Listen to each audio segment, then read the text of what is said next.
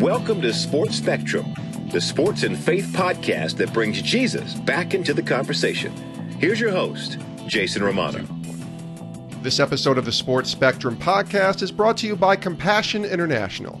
For $38 a month, you can sponsor a child and release them from poverty.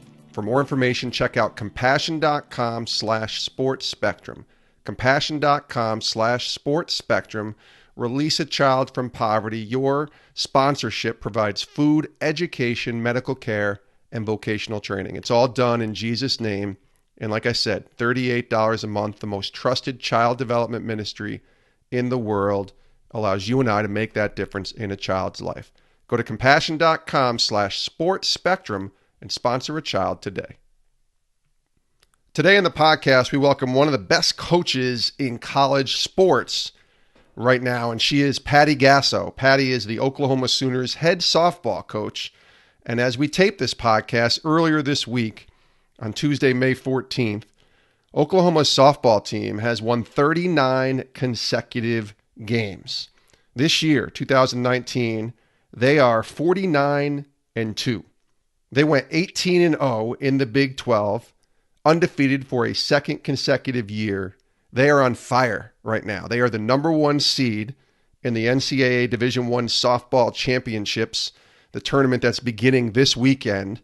And Oklahoma is just the team to beat right now. Everybody's gunning for them. They are the team that everybody's looking at from the college softball world and looking at them as the example, as the top of the heap, if you will. And of course, anything can happen in sports and certainly in softball. But what an honor it is to have Patty Gasso be a part of this podcast. She's a four-time Women's College World Series champion. She joined Oklahoma as their softball coach in 1995, and she's reached 12 Women's College World Series. 12. Hoping for number 13 here in 2019. And this year, 2019, she's an Oklahoma Sports Hall of Fame inductee as well, and a 12-time Big 12 Coach of the Year. It was awesome having Patty on the podcast. We talked a lot about this season and the success that they've had with Oklahoma thus far. But my favorite thing, and you could tell that Patty was excited about it too, was really diving into her faith and the reason why she coaches and her whole mindset of wanting to not just win softball games, which is great, but to do that to help increase the platform that allows her to share her faith and to lead others to Christ. It's very inspiring. I think you'll love this conversation. Take a listen to Patty Gasso, Oklahoma Sooners head softball coach, here on the Sports Spectrum podcast.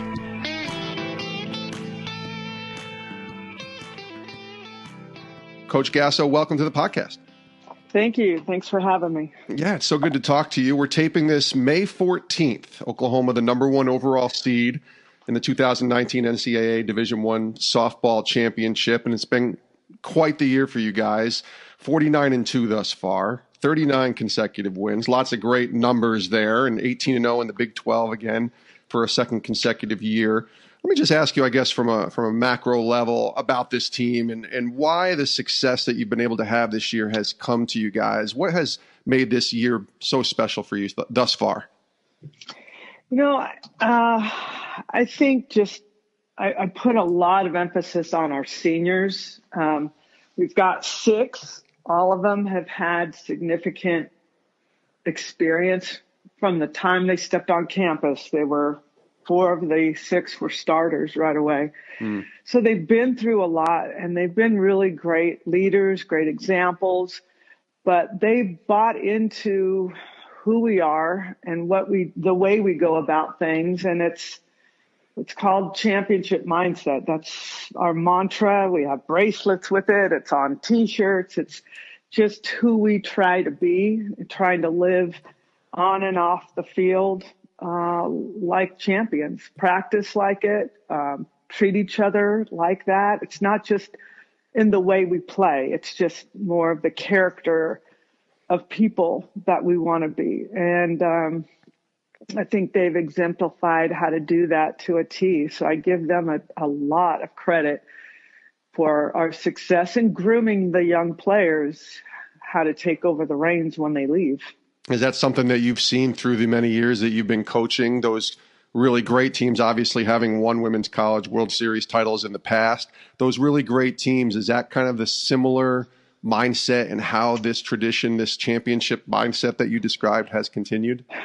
Yeah, I do. I mean, since I got on campus, we've had that blue collar mentality, and it started 25 years ago. That's just how I was coaching back in the day when I got here for the first year. And it was called different things. It was called blue collar. It was called hardworking. And that's still who we are. But now with that comes championships. And again, it's not about winning trophies, because they're such a competitive group that they are not. What makes them so good too is that they're not afraid to lose. And I think that's what makes them so good. They're not afraid of failure. They know it comes with the territory. They learn from it, but it allows them to play free. And it just, everything that we do on the field just transforms into their everyday life. And I think they know that. And it's kind of happened specifically around the 2012 season, when I had big players like Kehlani Ricketts and Jessica Schultz and some really outstanding athletes who have learned it then. So it's just kind of carried down, but especially I'd say in the last 10 years, I feel it more than ever. They always say, Patty, that adversity is our greatest teacher, and every team seems to go through some adversity. But on the outside, if I'm just on the outside looking in, when you win 39 in a row and go 49-2, it would appear there isn't much adversity taking place. But for those that aren't with the club every day, can you talk about that a little bit? You said they're not afraid to lose, and yet they really haven't lost much this year. But has there been an adversity moment or some kind of just time this season when you've had to come together and maybe you saw it was an opportunity to learn, even in the midst of all the winning that you've been able to do? And most definitely, I would tell anyone to think twice if they're looking from the outside, looking in and going, wow, they just got it made. No, we've gone through some issues within the team. It's hard when you're dealing, I guess, I'm not a man, so I don't know exactly what goes on in the locker room, but right. 21 girls in one space is tough to manage, even as a woman, because I know of those 21, probably 12 are getting significant time, and the others aren't. And maybe they believe that they should be. So the one thing that I would tell you that we are is very honest. And, I try to get my team to do that as well, to be very honest about things.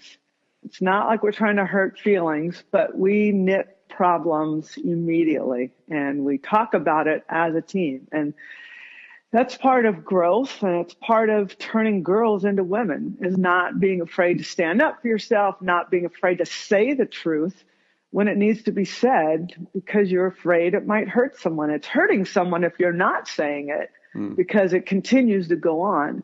So we try to bring a very mature, my ultimate goal is turning girls into women. That's really another phrase that we use a lot.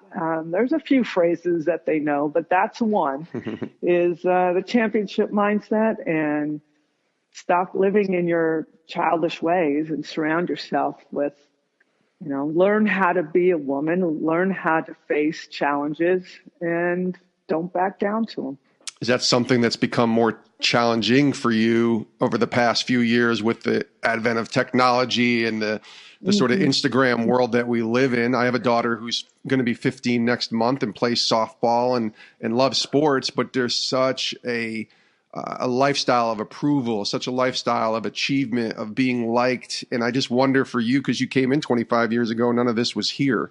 Has that, I guess, compounded what it's been like to coach these young women and trying to mold them from girls into women? And most definitely. I can tell you that I struggle with the technology world. Yeah. Figuratively, like I don't know how to do a lot of the stuff that they do, Right. but I don't want to, because I don't have enough time to see what other people are doing. I need to see with my off time what my family's doing. Those are the things that I want to know about. But I mean, I'm not a teenager. I'm not in my 20s, 30s.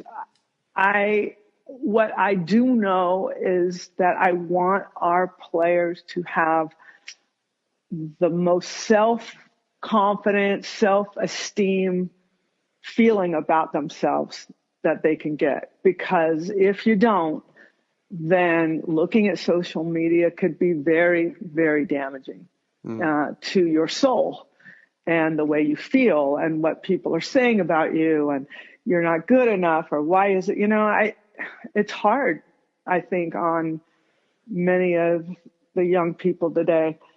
It's great for understanding what's going on in the world. It's great for getting information, but there's no filter on some of this, and it's really pretty brutal. So my goal is to make them as confident and self-relying and just not listening to what the naysayers have to say, because they know better. And so that's the ultimate goal. That's one of the things I'm trying to do with them, is not get caught up in believing some of the things that are on social media. Yeah. Patty Gasso is our guest here on the Sports Spectrum podcast. We talk about faith a lot on this podcast as well, and I know that's an important component in your life. Tell us about your faith in the Lord and where that began. Maybe share a little bit of your testimony of when you were able to make Christ Lord of your life. Yeah, that's what I'd rather talk about right now. Perfect. Let's talk. Because it's what keeps me going, to be honest. My husband, we were I was Catholic, he was Christian. We were trying to come together, knowing that we need to be equally yoked in our beliefs and so forth. Sure. And I grew a lot in college. And finally, I'll tell you, I really had a hard time with understanding, being born again. It just, the whole thing kind of like, I don't understand this. And I kept trying to learn, and you'll feel it, you'll know when it happens. And I just finally surrendered, and I did feel it. I mean, it was an undeniable Holy Spirit experience. And where else would I be but on the softball field when it hit me? It was amazing. And I was back at Long Beach City Junior College coaching, and I was actually coaching on the field in a third base coaching box. And I'll remember it for the rest of my life. It's just, I felt the Holy Spirit say, like, I got you. Wow. I'm here. The Lord has sent me for you. I'm here. I'm in your spirit. I've got you. And I felt that. And I remember going home and telling my husband, like, I'm crying and just wanting to shout it from the rooftops, but also knowing that once that happens, the enemy is saying, I'm not happy with this. I'll come back to get you. And so there was a lot of, I don't know, just people around me were not so faith-based. And so I had to kind of change my life pretty significantly and surround myself with people who were like-minded, yet knowing that I come to realize that winning is not what I'm on earth to do, not winning softball games, but the Lord has put it in my heart to win souls and do it in a way that is not forceful, but more trying to be the light for others through the way I live. I'm not obviously anywhere near being perfect, right? But I am honest, and when I do something or say something and I know I shouldn't, I apologize to the team. I want them to feel, I don't know, I just want to kind of act through my spirit, bring other people to them that share their spirit as well. But that has been, I don't need trophies. That is the victories. Those are the victories to see. We started, I don't know, it's kind of a long story, but I started doing Bible studies at my house when I first got here at OU, probably about 20 years ago. Mm-hmm. Started inviting players to come, and maybe one or two would come, and that's fine. And then another one would walk through the door, and you're like, oh my goodness, oh wow. It's just kind of growing. But there were a couple athletes who did not like that as it started to grow. And that is, again, what biblically, like the enemy, it says the enemy is going to come for you when you're doing good work. And so a couple athletes went to administration and said, we don't like this. And she's playing favorites. And I was devastated. And at that moment, I wanted to say, I'm out of here. And I knew that was part of what is supposed to happen, but it just made me, the Lord came into my heart and said, you can't quit. Don't quit. Just let's find another way to do this. So that's when I reached out to FCA and found one of my great friends named Sarah Roberts, who is phenomenal in leading young women. And she took over the Bible studies. And that is when things really started to move. And, since then, we haven't stopped. And now I'd say probably 80% of my team comes in for Sunday chapels before our games. They have their own Bible studies. It's not led by me at all. Right. I attend it, but they've taken it on. And it is such an unbelievable joy to watch these players, Shane Knight and Sid Romero, Fale Aviu, these seniors that I'm talking about, some of our freshmen, throughout our entire team. Now they're coming up with ideas of how to reach the community and different things that we do within our game that the crowd is going, what does that mean? Why are they holding up three fingers? Well, biblically, we're talking about the three mighty men. Like, our team will start sharing that. And we're doing it at a softball game. We are sharing Christ at a softball game. No one knows it until they ask.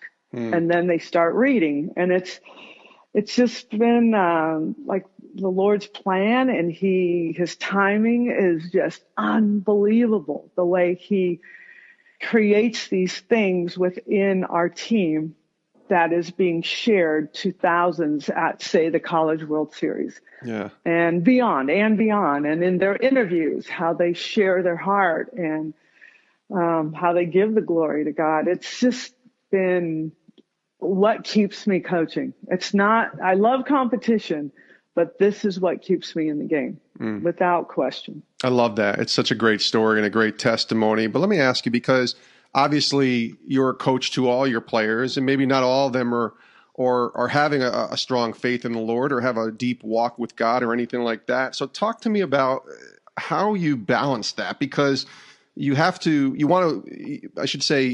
out your faith in wherever you are, as a coach, as a mom, as a wife, as a person. Your faith comes with you everywhere you go. But how do you not alienate anyone who may not be where you are or where some of their teammates are in their walk with the Lord? Talk about that balance, because sometimes that can be difficult. It is. That is a fine line. And when we talk about, I use the Bible really as a motivator for our team, just in the stories. And a lot of the times the stories that we're talking about, they don't even know it's coming out of the Bible until they'll ask, where did that come from? Where did you get that? What book did you get that from? Right. Where did that story come from? So I don't, kind of present it like, okay, we're in Psalms verse. I don't say that until they ask, or I might write it on the bottom of something if I'm, printing it out. But there is not an alienation, because our team knows we can't do that as well, but they do embrace these guys. And Everybody, I think for the most part, has stepped into that classroom for a chapel once or twice, but maybe they don't come all the time. But when they see the changes that are made within their team and their teammates, they're just curious to know more. But it's never forced. It's never, okay, listen to this. I got to preach to you. It's just I'm motivating them like I read it out of a book. But those who know it's coming out of the Bible. Yeah. So we try to make it comfortable for everybody. How does your faith impact the way that you coach on a daily basis? And maybe what I mean by that is how, some of the ways that you stay fed in the Lord, because you're pouring into others so much as a coach. I always like asking coaches these kind of questions, because as a believer, you're pouring in, you're teaching, you're coaching, you're molding, you're mentoring all of these kids that you're responsible for, even your assistant coaches. How do you stay fed every day? How do you stay grounded in your faith? I give all the credit to my husband, who is my leader in that way. And he feeds me every day with some kind of verse. If I know that I'm running out and I'm hustling and I don't get any devotion time that I need, he feeds me through readings or a text or a phone call. He's the one that got me started, and he's the one that's continuing to grow me as well. So, and I know this is, and he holds me accountable too, which is hard sometimes, but it's true. I know about that marriage dynamic for sure, but this is also a family affair in a lot of ways for you, having your two of your children, JT and DJ, as assistant coaches. Tell me about that aspect of being a coach, being a believer too, but having your kids around with you on a daily basis like that. That's pretty awesome. I think, again, this is just throughout my life and my life in coaching, I just feel God's divine timing. And when I was here, when I first got here, my kids were young and I was away a lot, and that hurt. I was really, really struggling. And in 2013, I was about ready to say, I'm done. I'm missing time with my kids. And the Lord's timing, we won a national championship. Yeah. It was actually not today. It was in the year 2000. That was our first national championship. So almost 20 years ago, wow. I was ready to walk away. Like, I can't do this. My kids are small. I'm being unfair. I'm not giving both sides enough time. And we won the national championship, and the Lord's pretty much saying, you can do this. Just don't get caught up in one or the other. You can do this. So I talked to my kids, especially my oldest, who was maybe 12 at the time. And I told him that I was going to be done coaching. And the first thing he said was, well, does that mean we can't go to OU football games anymore? I'm like, well, we'll probably move back to California. And he's like, don't do that. Don't do that. I'm like, what, JT, I need to spend more time with you guys. I need to, be your mom full time, or, as much as I can. And he said, you wouldn't be our mom if you didn't do what you love. And we're there with you. We're at the fields. We're playing. We're around you. We're okay. I mean, he was 11 or 12 telling me this. I'm like, oh, okay.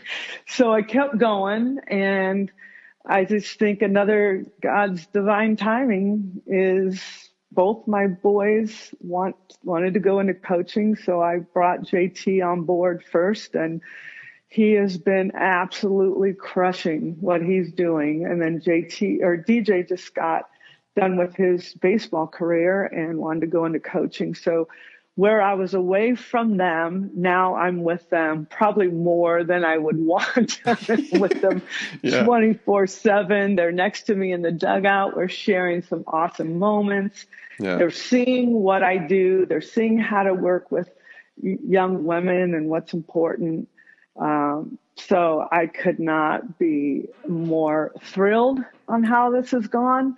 But just knowing that it's God's timing and saying, here's your reward. These guys are going to be with you throughout part of your career. And I have grandkids, and they're at the field as well. So it is the best time ever. What are you called by your grandkids? What do they call you? I am Oma. Oma. They can't say it. It's a German for grandma. Okay. But okay. They're not saying it yet, but hopefully one day. Hopefully soon. That's right. Mm-hmm. Last couple of questions here with Patty Gasso. We ask these are sort of generic questions, but the answers always fascinate me. The first question I'll ask is your definition of success. What is your definition of success? Because a lot of viewpoints have many definitions of that, especially in the world that we live in today. What's your definition of success? For me, success is that I have made some kind of difference in a player's life, both spiritually and maybe emotionally, or, through helping build their character, helping build them into confident, strong women. To me and what I do, that is what drives me. That is when I get that letter back 10 years later from a kid that says, here's $1,000 to put towards your diamond club. But let me also tell you that, you've helped make a difference in my life. You've led me, to womanhood, and you've led me to become a believer. I mean, that is the ultimate award, trophy, anything you could call it. That is what drives me. That's great. Last question, Patty, and thanks so much for your time. What is God teaching you right now? What are you learning from the Lord in the season of life that you're in today? Mainly trust, patience, let go of worry. Sometimes I get a little anxious or a little insecure, and knowing that I'm not here to win games. I'm here to be one of the Lord's disciples and trying to help win souls. So knowing that when I have that approach and we do win games, more people are paying attention. And when they pay attention is when that door is open to grab some hearts, and they don't even know that we're grabbing them. They're just more curious as to what, raising your hands, the number 3, those kinds of things. What does that mean? That opens the door. So it's just trusting God's lead, not trying to think I know how to do it, because sometimes our ego gets in the way and we think we know better than the Lord's plan for us, and that's when we get burned. So I just loving the journey. I'm trying to be as patient and trusting, no worry, being a good leader. That's how I'm being led right now. She is Patty Gasso, Oklahoma Sooners head softball coach, getting ready to go to battle and try to win another championship, but doing some great things away from the field as well, and that's the most important thing. Patty, thanks so much for being here on the podcast and sharing your story. Wish you guys nothing but the best through the postseason here, and I hope to catch up with you again down the road. Absolutely. Thanks for having me. I appreciate it. Many thanks to Patty Gasso, Oklahoma Sooners head softball coach, for joining us here on the Sports Spectrum podcast. She is a legend, and I love talking to Patty, and she was just so humble and so willing to deflect the credit and point it back to God, which I loved. Certainly in the way that she coaches her players to do the same. And I love that she talked about chapel and 80% of the team being in chapel on Sundays, and her goal, her mindset, not winning championships, not winning games, but helping to win souls for Christ. I mean, that's the ultimate, and she gets that. And I love that mindset. And I hope all the coaches listening, and I know we have a lot of coaches on all levels that are listening, truly heard what Patty was talking about here. Yes, the credit certainly on the field should go to her, and I'll say that, certainly being one of the great coaches of all time. But the winning off the field, that's where she's focused on. That's the definition of success, making that impact on someone's life. So many thanks to Patty. Give the Oklahoma softball team a follow on Twitter at OU Softball, at OU_softball. softball at OU_softball. 39 consecutive wins as we tape this podcast, and they are going into the tournament at 49-2 on a roll. And it's going to be fun to watch and see if they can continue this roll all the way to another national championship. And if they do win the national title this year in 2019, I'll go on the record and say it might be the greatest season in softball history. When you win that many games, 49-2, 39 consecutive wins, and then take it all the way to a national title, man, that's the stuff that legends are made of. That's all-time great. So let's keep an eye on Oklahoma's softball team as they get ready to do battle this weekend in the NCAA tournament. And many thanks to Patty Gasso for joining us here on the podcast. We want to also thank Compassion International for sponsoring this podcast. Learn about Compassion. It is a wonderful ministry and an opportunity for you and I to make a difference in a child's life by sponsoring them. Go to compassion.com/sportsspectrum and sponsor a child today.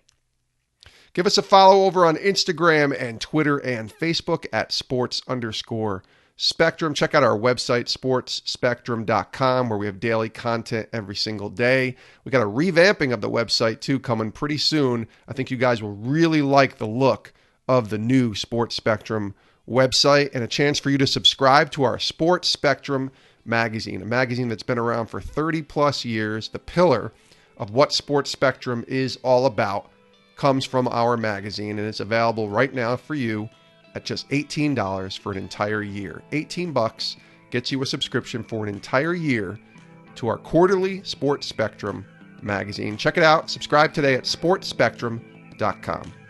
Thanks for listening, and we'll see you next time with a brand new episode of the Sports Spectrum podcast. We love you guys. Have a great rest of your day.